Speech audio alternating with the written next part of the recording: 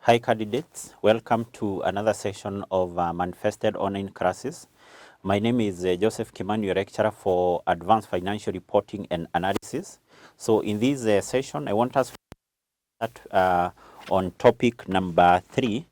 And this particular topic number 3 relates to preparation of financial statement of other entities. And as far as this topic is concerned, we're going to look on a number of subtopics. Number 1, we're going to look on how banks prepare their financial statement in accordance with the International Accounting Standard number 30. We're also going to look on the preparation of financial statement by insurance companies in accordance with IFRS 4. Also, we are going to look on what are interim financial statements and basically the standard which governs the presentation of the same.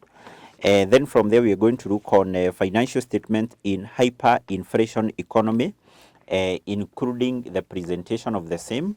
And finally, we are going to look on financial statement which are prepared by SMEs, that is small, medium enterprises, in compliance with IFRS, or basically International Financial Reporting Standard. So therefore, as far as the topic number 3 is concerned, we're going to look on 5 sub-topics. So in this session, I want us we go straight to subtopic number 1, which is to do with the presentation or basically preparation of financial statements by banks. So first of all, when talk about a bank refers to any financial institution which receive deposit from its customers, or basically we can say from the members of the public, and also go ahead and give loans to its customers. Now, a bank at the end of the year is required to present a financial statement or to prepare financial statement, and those financial statements of a bank are prepared in accordance with the International Accounting Standard number 30. But before we look on how we prepare those particular financial statements of a bank, maybe we can start by defining what is a bank. And in this case, we have said a bank is a financial institution,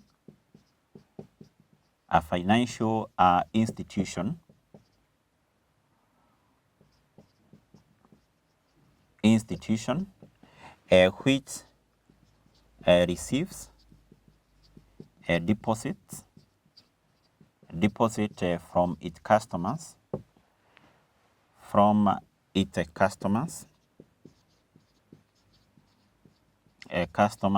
and advance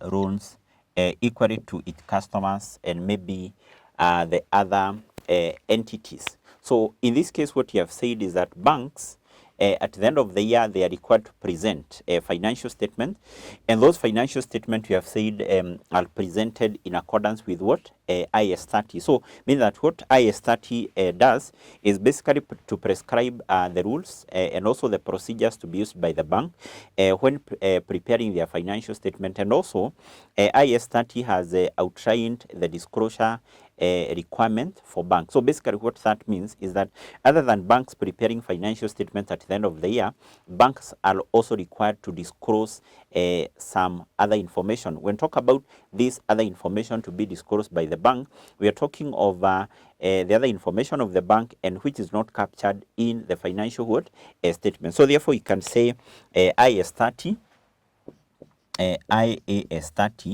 International Accounting Standard number 30, prescribes the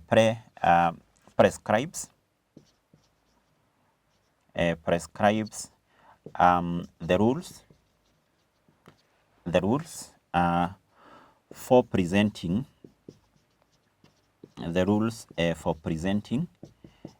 financial statements by banks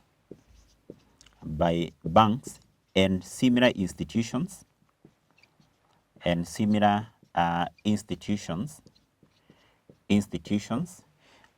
the disclosure requirements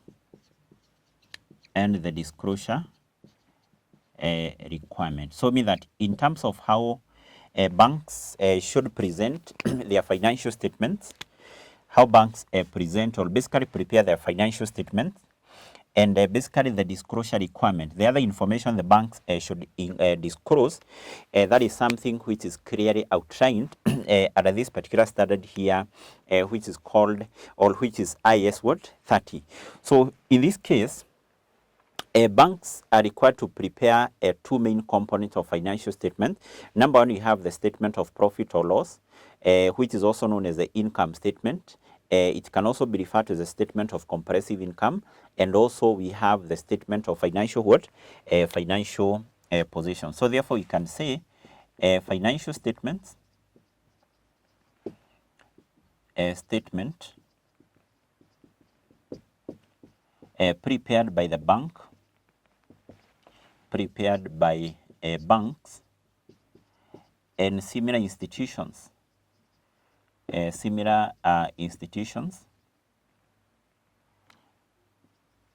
institutions include the following,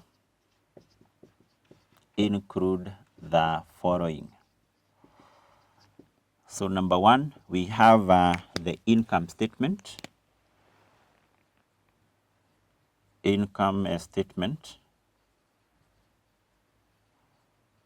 which is also known as the statement of profit or loss,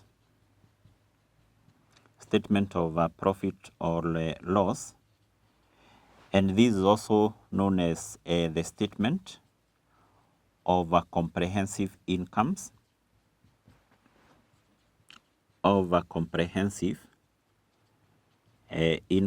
So basically what that means that the examiner here may use any of those particular terms, but basically all these particular terms means one and the same word thing. And number two, we have the statement of financial position.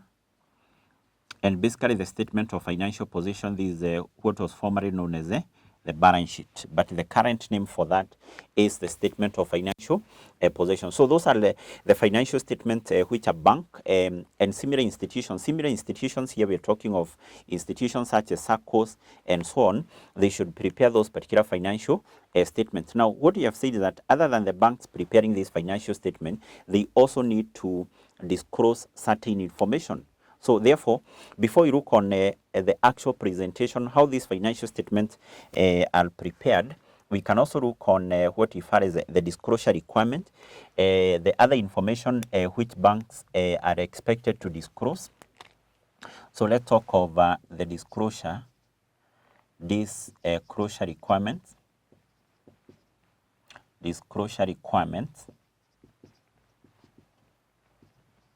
And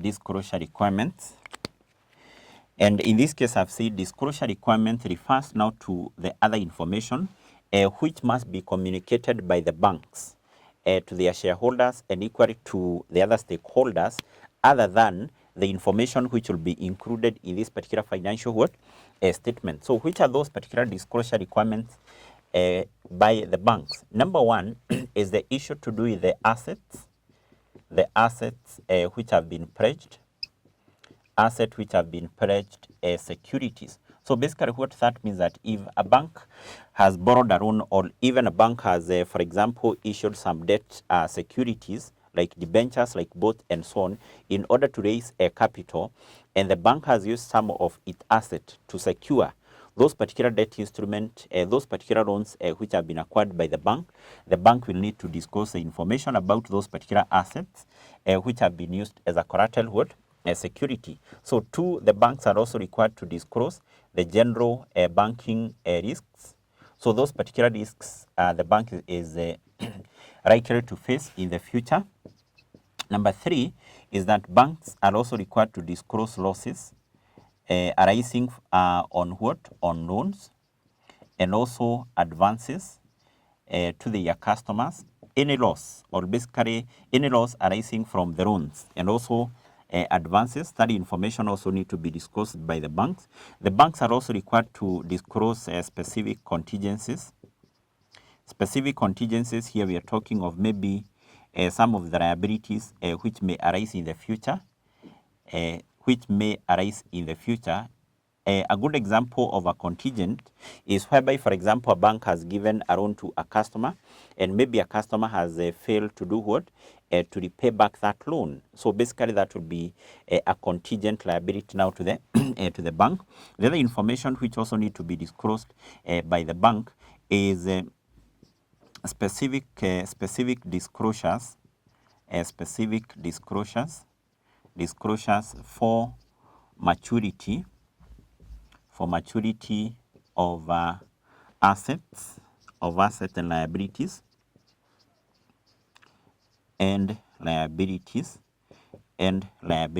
specific disclosure for maturity of asset and liabilities. And finally, banks are also required to disclose information about concentration of assets,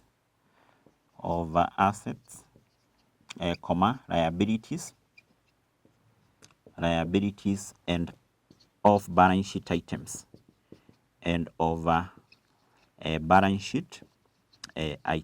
balance sheet items. So therefore, it is important to note that banks, other than preparing the financial statement, whereby they will be disclosing information about incomes, about expenses, about asset, liabilities, and equity, banks are also required now to disclose this particular information. So this particular information is very, very important now to the shareholders of the bank, to the other stakeholders, and that's why we are saying the banks are equally expected to disclose all this particular information. So then from there we can proceed and look on how these particular financial statements by the banks are presented. I want us to start by looking on how the first component of the financial statement is prepared, and that is what we refer as a income statement or the statement of profit or loss. So I think we can start by looking on the preparation of the statement of profit or loss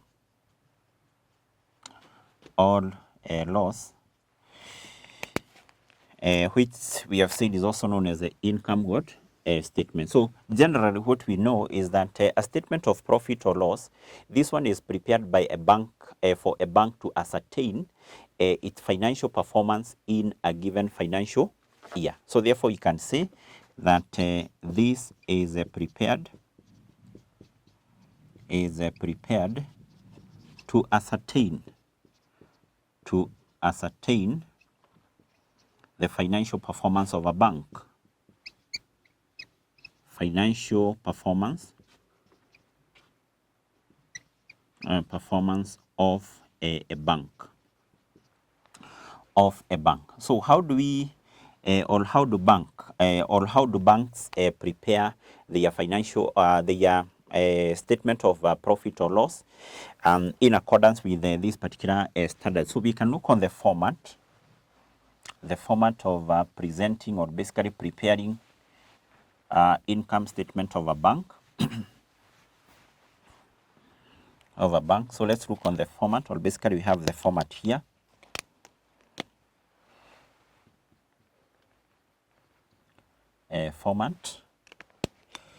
So always basically we start with the title, assuming the name of the bank is XYZ Bank Limited.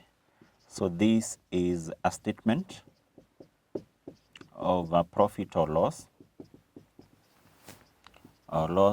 which definitely is for the year, which ended on a specific date.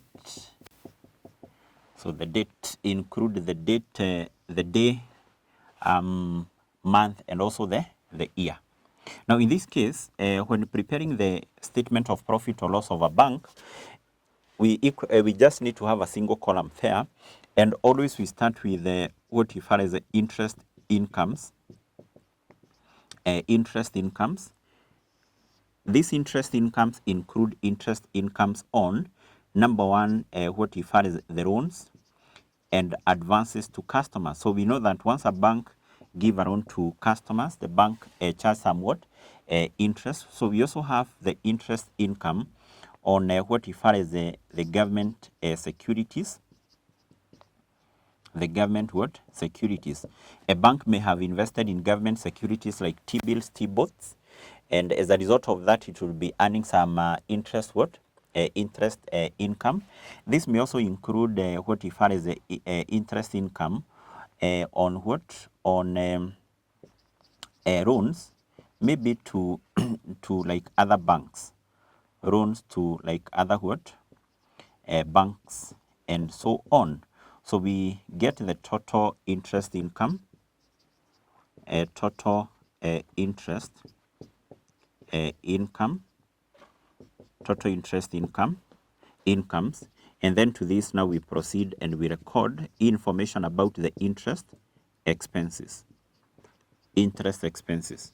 So basically the interest expenses, these are those particular interests which are paid by the banks. So this will include interest on what we refer as the customers' deposits. Customers' deposits. So a bank may be paying interest, or maybe some of the customers may have deposited their money in what we refer as a fixed deposit account. As a result of that, automatically now the bank here will be paying some interest on those particular fixed deposit accounts. So we also have interest on what we refer as the bonds, and also things like the debentures issued by the company to raise a capital, etc. So any interest expense paid by the bank, we include it here. We include it here. So this, we may have other sources of interest income. So those are just a few of them. And then we do what? We get the total interest expenses, total interest expenses. Total interest expenses. So, and then next what we do is that we get the net interest income. Net interest income. Interest income. So how do we get this net interest income? So to get the net interest income, we take the total interest income there. We can refer to that as A. We can abbreviate that as A, and then we less these total interest expenses. You can refer to that as B. You can refer to that as what? As B. So therefore, to get the net interest income, we take the total interest income, which is our A up there, we less the total interest what? Expenses. So we get something called what? The net interest income. So to this net interest income, we add other incomes by the bank. Other incomes by the bank. So these other incomes by the banks include things like the fees and commissions. Fees and commissions. These are the fees and also the commissions which are charged by the bank. If you operate a bank account, you are to be withdrawing money. You have issued a check, and that check is to be processed by the bank. You are usually charged a fee, and so on. So we take into account the fees and commissions by what? By the banks, etc. Any other income by the bank, we include it here. We include it here, and then here we get the total incomes. The total incomes. So to these particular total incomes, what we do is that we less. Remember, I've said this should be added to the net interest income, and we get the total incomes, and then to this we less the expenses. And not all the expenses, what we less here are only the other expenses. So let's specify that here. So we less the other expenses other than the interest expenses. So we less other expenses. Other expenses. So these other expenses by the bank include expenses such as administrative expenses. Administrative what? Expenses. Expenses such as what? Such as maybe depreciation on property, plant, and equipment, etc. So any other expense by the bank other than the interest expense, we come and we less all these particular expenses from our total incomes, and we get what? We get profit before tax. We get the profit before tax. So after getting this particular profit before tax, so automatically we adjust that profit with the tax. So we can say we less tax now to that.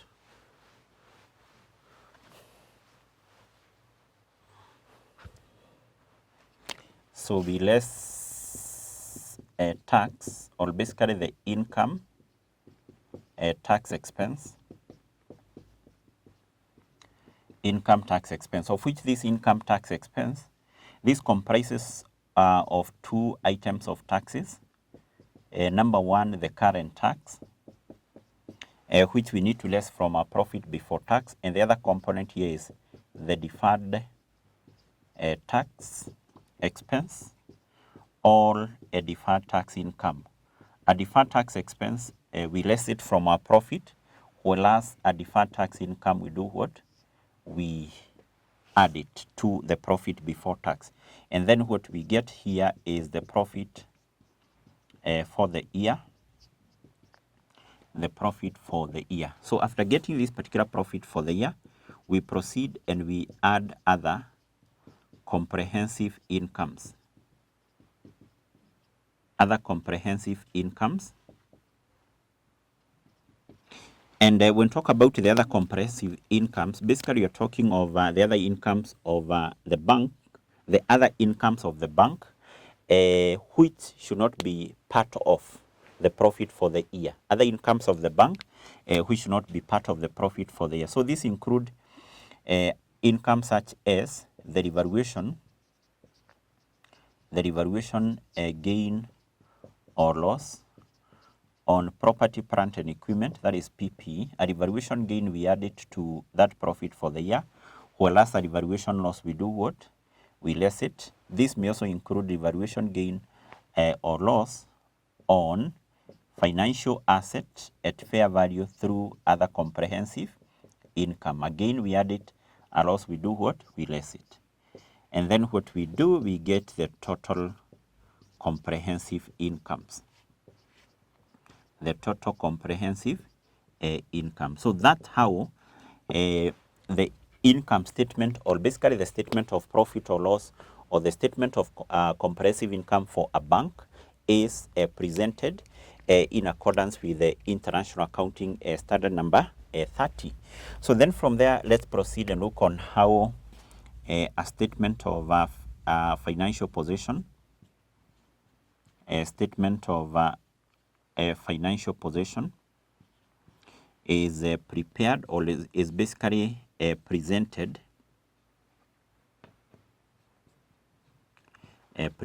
statement of a financial position. Remember, first of all, we said that this formerly what was known as a balance sheet. The current name is statement of financial position, and basically this is a statement of asset, liabilities and equity. And when banks are preparing this statement of financial position, assets and also liabilities are not classified into two categories, that is non-current and also what? Current asset stroke what? Liability. So asset and liabilities, we don't classify them as non-current and also what? Current. So we can say, first of all, this is a statement of assets, liabilities and equity, and in this case I've said that assets and liabilities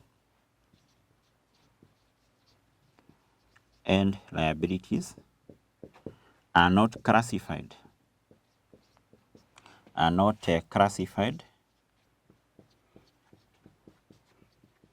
as non-current and current. Non-current and what? And current. So asset and liabilities, we don't classify them as non-current and also what?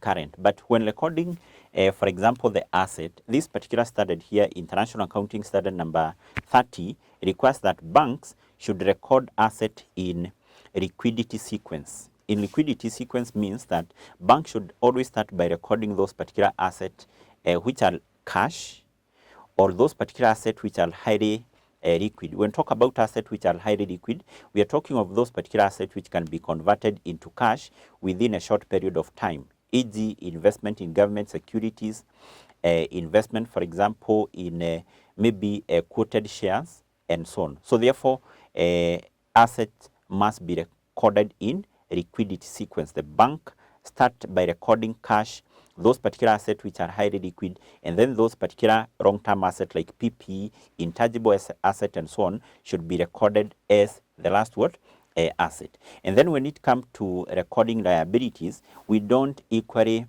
classify the liabilities into two, non-current and also what? Current. But basically what we do is that we record now all liabilities, and actually starting with the short term. With the short term what? Liabilities. Short term liabilities include things like payables, the amount of money which is owed to the suppliers, and so on. So therefore, that is one of the unique feature of preparing the statement of financial position of a bank from the financial statement which are prepared by other what? Organization. By other what? Organization. So therefore, those are the two components of the financial statement which are prepared by the bank: the income statement and also the statement of financial what? Position. So I want us we stop at that particular point. Once we come back in our next class, I want us to look on an illustration question regarding the presentation of the financial statement by a bank, and which will be based on a question or a past paper question from Advanced Financial Reporting and Analysis.